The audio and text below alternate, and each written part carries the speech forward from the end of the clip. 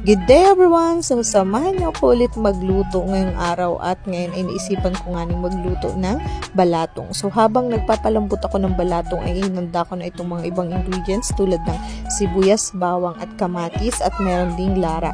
So no isang araw ay ako'y napauwi ng bayan at bumili na din ako nitong taba panlahok dito. Pagkatapos ay tinayat ko na yung ampalaya at nagsimula na akong igisa itong taba. So pagkatapos lamang niyang magisa ay nilagay ko na rin itong bawang at kamatis at sibuyas. Nilagay ko nga agad itong ampalaya at tinabi ko na lamang. Pagkatapos ay hinalo ko yun at nilagay ko na rin itong balatong. So favorite nga ito ni Jaden kaya naisipan ko itong lutuin.